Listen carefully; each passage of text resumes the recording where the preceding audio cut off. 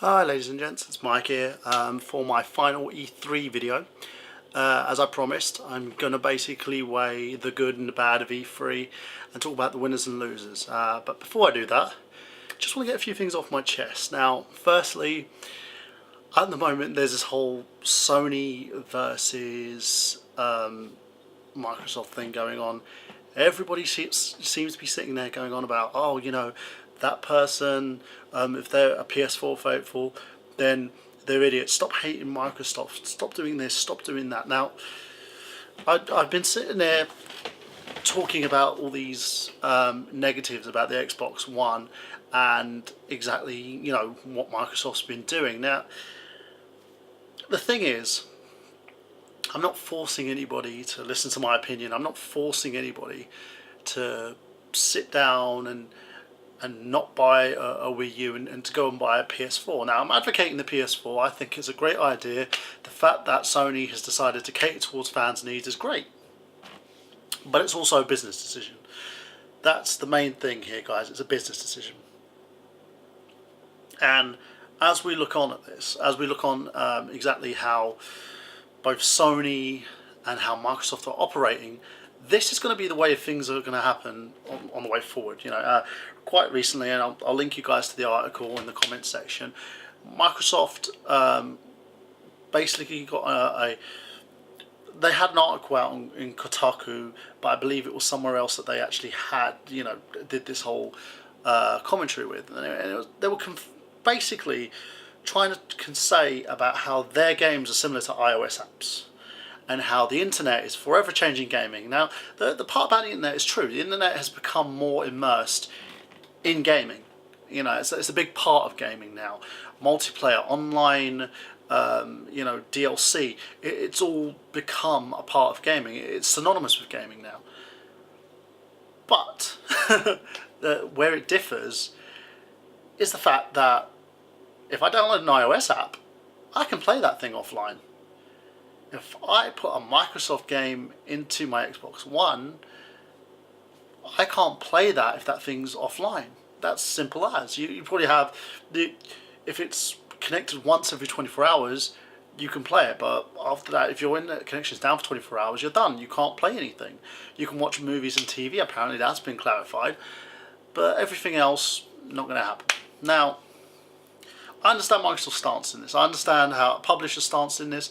I understand exactly the whole definition of pre-owned gaming, how it works, and how you know, Microsoft, how certain gaming publishers, including EA, don't feel that they are getting a source of the revenue that pre-owned gaming is generating. Now, the thing is, as Angry Joe has stated before, if a game is in my hands, I've purchased that game for $60.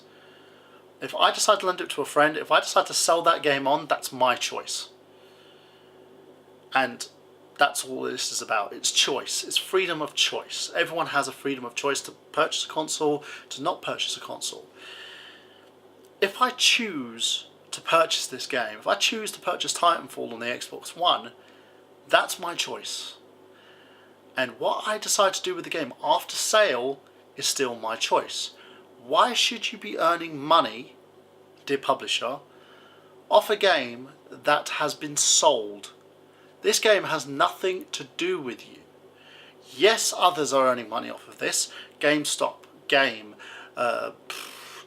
Computer Exchange, pawn shops, eBay. People are earning money off of like these games, but they're not earning as much as they would do off a brand new game, and that's simple as. If you don't want to stop, if you want to stop pre-owned gaming, then, you know, stop it from being discounted for your titles. State that the brand new titles have to be sold on at the price that you set. That's fine. But the pre-owned games, the games that have been sold, that are being used for this trade, again, being made by a conscious decision, even though one sits there and starts talking about GameStop at ludicrous prices and how the rate of the sale is ridiculous, rate of transactions is ridiculous. There are other options. You can go elsewhere and sell your game. You can sell it onto your buddy. You can sell it on eBay. You don't have to go to GameStop to do so, but you choose to do it. And this is where this all comes down to. It's choice, freedom of choice.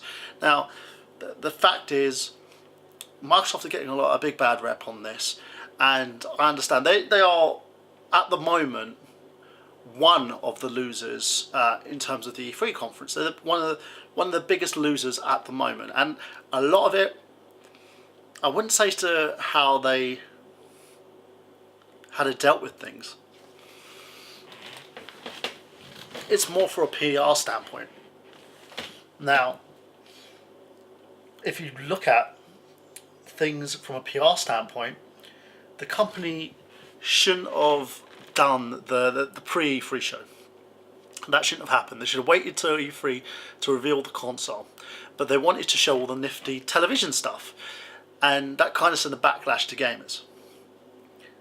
Then they decided, okay, we're going to clarify a few things after someone went half-cocked and explained what the Xbox One was going to do.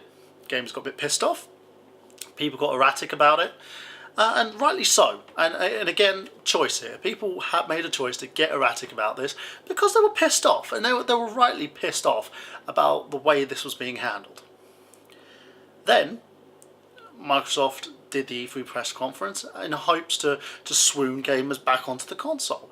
They've done a good job. You know, people are buying the console, just not everybody. They're losing a big load of customers who are either deciding to go to PC, who decided just to keep their Xbox 360 and forget about next-gen gaming, or they're moving over to the PS4.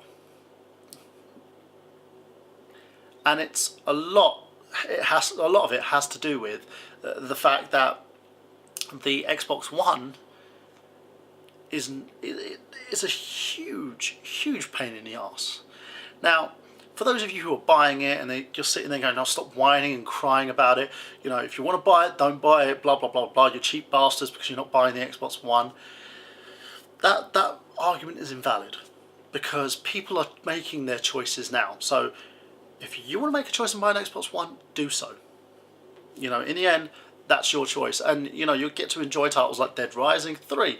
I want to play Dead Rising 3. I can't because I'm not going to purchase an Xbox One. That's my choice.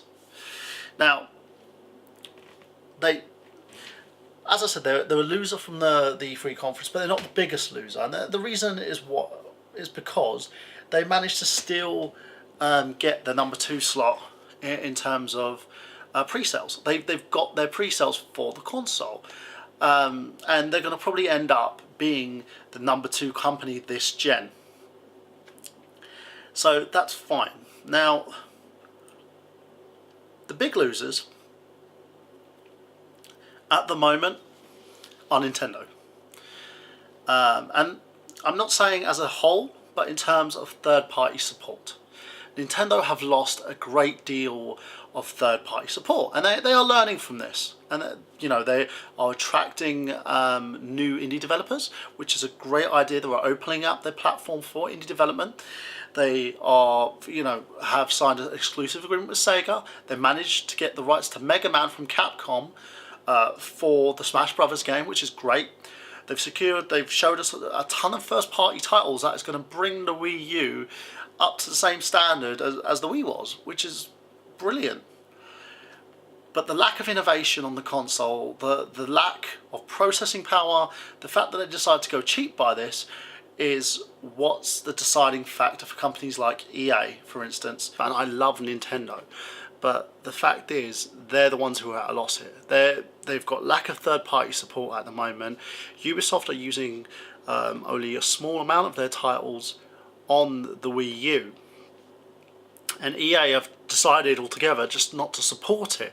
And we saw why in the EA press conference, because they are focusing their you know, the entire teams on next gen. They don't want an old style console, and a lot of it is to do with the fact that Nintendo decided they wanted to go cheap on the console. They wanted to make more per unit than the other two. Now, I'm not saying that's a bad thing.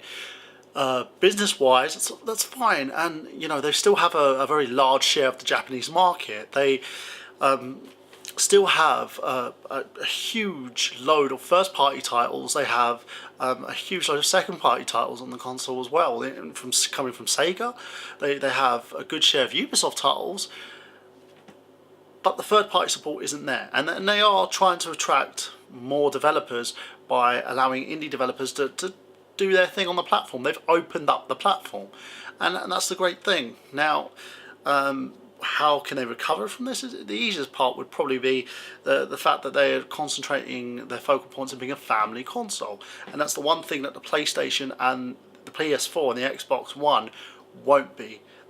These consoles will be for gamers. The Xbox One mostly for FPS guys, and that is the truth.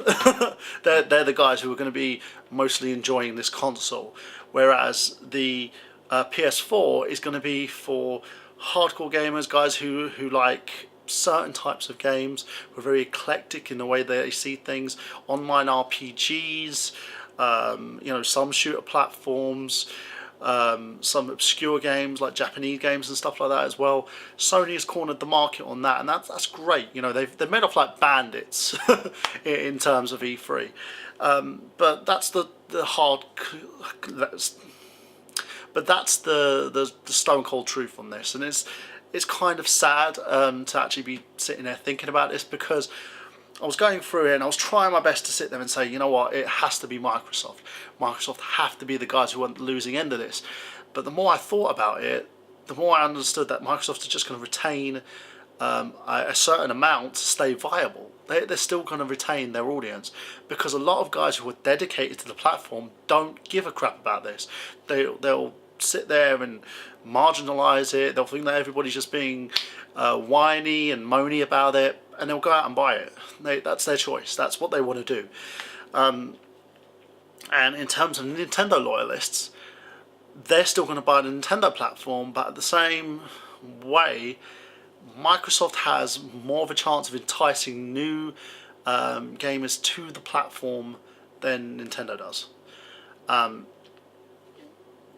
And that's the sad thing from this. And I think the one big thing that's hurt Nintendo was lack of games. It's the big thing. They're making up for it now, but we don't know. A lot of those aren't going to be ready probably by the end of the year. A lot of them are going to be 2014. Smash Brothers, the new Mario Kart 8, they're going to be 2014 games. Pokemon X and Y you're getting for the 3DS, that's brilliant on that part. But these games aren't going to be ready in time to see the Nintendo Wii U thrive, and that's the sad part about it. Now, it's a great console. It's a console that I'm very happy with, and as a father myself and as a gamer, I love Nintendo. It's the first console I ever owned, the NES, and I love them as a company. I don't want to see anything to happen to Nintendo from this, but that's the truth. They've ended up in a situation now where they've kind of alienated themselves from the rest of the bunch because they didn't go that step further. And a lot of it is due to the fact that the Wii was such a success. It was a successful console, and I'm not talking about the fact that people are going to argue against it, but it was always returned, and there's tons of Wiis out there now, they're going for so cheap and blah blah blah blah blah.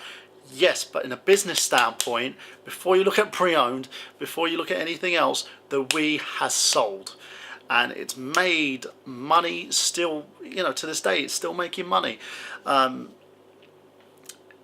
that's partly where the blame lies. Because it was such a success, Nintendo just went, you know what, we can do the same thing again. We'll go cheap and compared to everybody else. And you now are stuck with a console that's pretty much similar to the Xbox 360 and the PS3. And in terms of graphical performance, I don't have an issue with it, but a lot of gamers, a lot of game enthusiasts, a lot of game reporters and gaming magazines have an issue with this because it's not really next gen. And the only thing that makes this console stand out is the tablet. Now, you look at the price range for that, for how much the Wii U is, and compare that to the PS4 and to the Xbox One. both are far superior in processing power, both are far superior in gaming, both are far superior as online consoles. And a lot of this I've talked about before as one of the things that the Wii U was lacking, and in terms of online multiplayer, in terms of using the internet the right way in order to establish your audience and allow people to connect. And it's done so in a sense with Miiverse, but it hasn't gone to the full effect that the Xbox and the PS4 have in terms of online play. And again, that's going to hurt it. Now, in terms of like software providers, in terms of third party, the winners and losers, you can easily think about Ubisoft and EA. Ubisoft had a big win.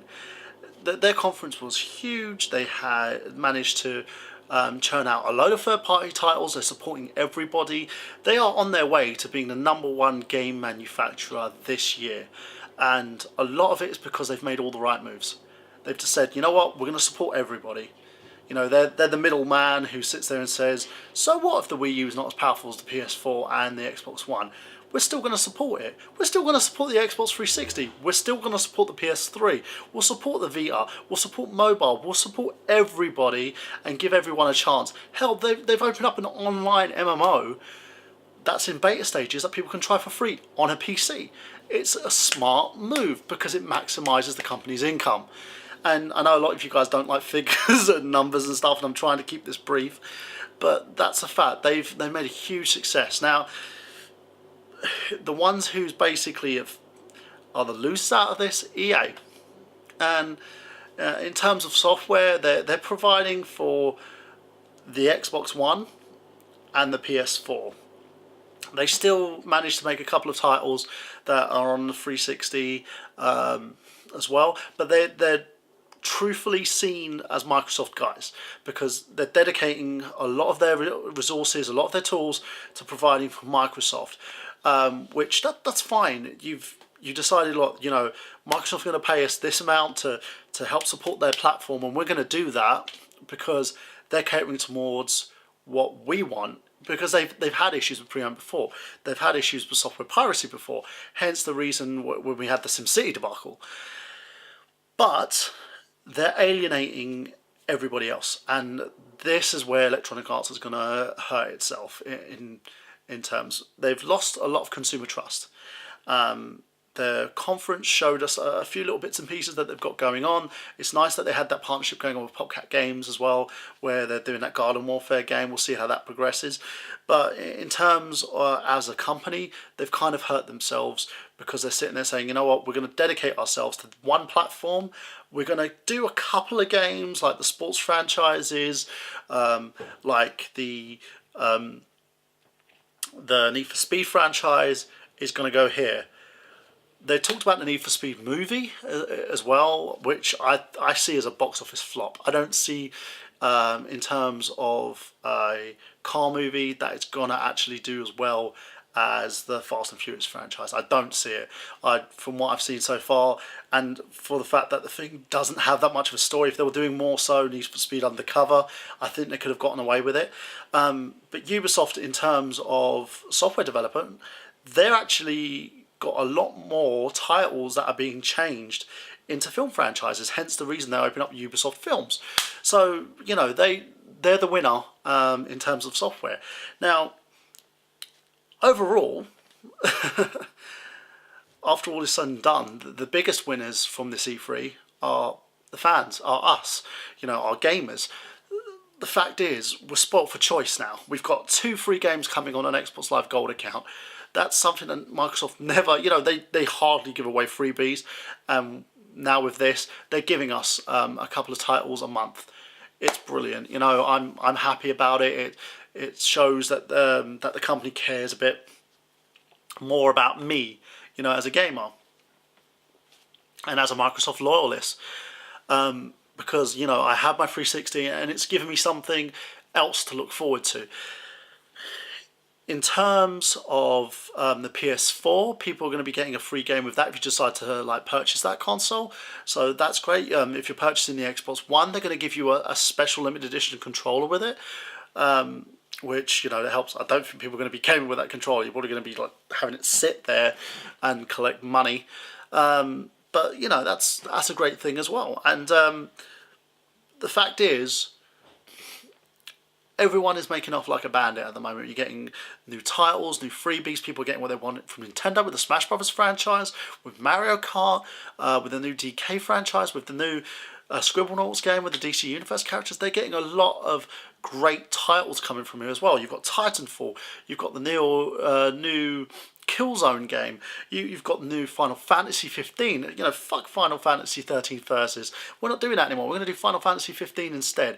Brilliant idea, great from Square Enix. It's a great idea what they do. We're getting, for those of you who love Suda, you're getting The Killer is Dead. You get to see a lot more of that. People got to try and test next gen games which look amazing, and that's the fact that we've made off like bandits. And wherever the console war will go through, if it's going to go to Sony, if it's going to go to Xbox One this gen, we still manage to get a slew of great titles. We're getting amazing next-gen kits. We're getting, games galore. And that's exactly what you want, especially when you're looking at the market as it is at the moment. And also there's price. Where the PS4, you're paying, a lower $399, $400. And that's pretty good. It's great for anybody who wants to like purchase a PlayStation 4. That's a lower rate, which hopefully means higher sales. The Xbox One is a bit more expensive, and I still I have a bit of an issue with that, but I can understand Microsoft's point of view. They don't want to pay through the nose, so there's like, what, we're making a loss in this console, so we have to charge you this. Sony are hoping more so that you'll buy into their PSN Plus plans, that they can make up the shortfall in games. So they're doing a smart strategy. They're literally taking on their rival and making sure that they're successful from this. So hopefully this is what's going to happen. And if you decide which one you want to buy, this is where you're going to go. You're going to have so much fun with these consoles. It's going to make you forget about this whole console war thing. Last but not least, we've got a new Killer Instinct out, and that's the main thing. Now, I've got to quickly touch on that actually as well. There was this whole confusion about how the new Killer Instinct game was going to be pay for play. Now, people thought that it was going to be a microtransaction game, so you get it free on the day you buy the console. You can download it onto the console, but you only get one player. Now, you have a choice to either buy the full game or buy individual characters. Now, they haven't put the price plans for the individual characters, but apparently the full game for the Americans is going to be $60. So over here it's probably going to be like £40, 45, maybe £50, something like that.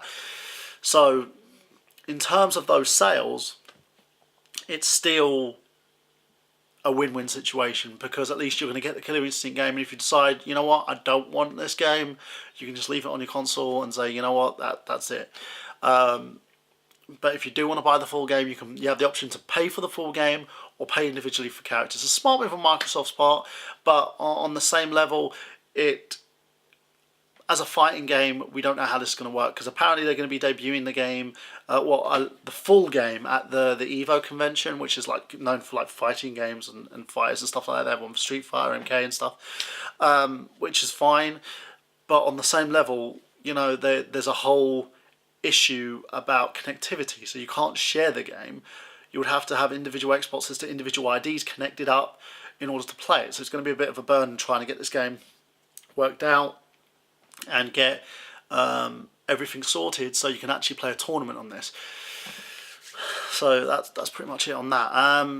But that's clarified. Apparently the idiot who wrote the article for IGN didn't know what the fuck he was talking about. He just heard a rumour and then went freaking spare trying to put a negative spin on this instead of actually understanding the full story. So that's pretty much it. It's been clarified. It was clarified on GameSpot about the game, and Rare, the team from Rare basically stated that you have two options. Get it for free and download the characters individually, or pay for the full game. So they're your options. It's not a bad thing. It's not like they're making you pay for each individual character. That would piss you off. So yeah, so that's pretty much it. That summarises the whole of E3. It was, it was a great show, and it really, for me, it made me happy. You know, in terms of being a gamer, I've never seen so many titles. I've never seen so much that the gaming community are going to be looking forward to this year. So, you know, great move on everybody involved. But my opinion still hasn't changed in terms of what I'm going to buy and what I'm not going to buy. And it's a lot of it is just due to my own beliefs and my own standing that no one should force you to have internet connectivity all the time on your console. If I wanted to do that, then I'll put games on my PC and do it that way. My console gameplay is supposed to differ from the PC. The Xbox One is not doing that, so we'll leave it at that. Because, you know, I've talked about it too much as it is. The last thing I want to talk about quite quickly is the fact that EA and Nintendo have been pissing me off a little bit. Now, I posted I posted a total of 4 videos in regards to the E3 conference. One on Microsoft, one on Sony, one on Nintendo, one on Ubisoft, and also one on EA. Okay, 5 videos. And what they've done is EA and Nintendo have come back and tried to put a copyright claim on these videos. And it annoys me a little bit because the footage doesn't differ from any other channel. It basically transfers from a little bit of game footage to me talking, a little bit of game footage from me talking, and a lot of it is just me talking about the games. You don't hear any songs, you don't hear any characters speak. It's just a little bit of footage on there as well, so it transmits. So I've decided to dispute those claims on both sides. And Nintendo are the worst ones in regards to this, because when they first released their press release, in terms of what they were going to do with YouTube, they stated it was for games with long play. So if you did a long playthrough of a Nintendo game, they were going to put in a copyright claim and they were going to make money off your vid. Now, I don't have a full play. I have small little segments of Nintendo games. And Nintendo have stated if it's small little chunks, they weren't going to do anything about it. Now they've decided to do it. I don't make money off these videos. I do this as a hobby. And I'm doing it because I want to express my opinion to everyone out there. You know, I want to talk to you guys and get a conversation going in regards to what's happening in gaming. And in terms, this is the first E3 that I've covered. Now, that annoys me, and that really irks me, because these guys, they're not going to earn any revenue off of my videos. These videos are small videos that are not earning enough hits for these guys to earn any revenue off, yet they want to piss me off and make my life difficult because they feel that they have every right to. Now, you know, let's go through this. Let's see how YouTube deals with this. And if I have to, I will end up having to take them to court over this. You know, not on my sense, I would have them take me to court over this if I have to, and try and get my accounts shut down, because I don't feel that they have the right to do this, and it's ridiculous, extremely ridiculous. I'm giving you guys a marginal bit of publicity, talking about your games because I care about your companies, and in terms of what you're doing to me, you're deciding, you know what, it's mess this guy about a bit. So thank you very much, Nintendo. Thank you very much, EA. You know, and thank you guys for listening to me ramble on for these past 4 days and talk about E3. You know, because it's something that I love. And remember, I've got a competition going on. It's going to be ending in another week, so it's got 2 weeks left. Just like, comment, subscribe. That's pretty much all you have to do. And if you've commented on my videos, thank you very much. If you've viewed my videos, thank you very much again. And remember, if you don't know, I also have a podcast called I Got Gameplay, where I do pretty much the same. I talk about games. I talk about everything that we cover in regards to gaming. The last episode we did was RPGs versus adventure games. Are they one and the same? And this week we're going to record an episode this Sunday well, this Saturday, should I say, on the E3. Basically everything about E3, and get a few more opinions in the basket there with myself and a few of my co-hosts in terms of what's happened at the event and what we can look forward to spanning from that event. And that's pretty much it. And what I want to ask you guys is a quick question of what do you think was the best part of E3? What are you looking forward to in terms of consoles, in terms of gaming, in terms of any platform that you have going on at the moment, even if it's your iOS device? Tell us what you're looking forward to, and I'll leave a response. So I'm Mike, and I will see you at usual place on a different vlog. So this is me for this week in terms of gaming, and happy gaming.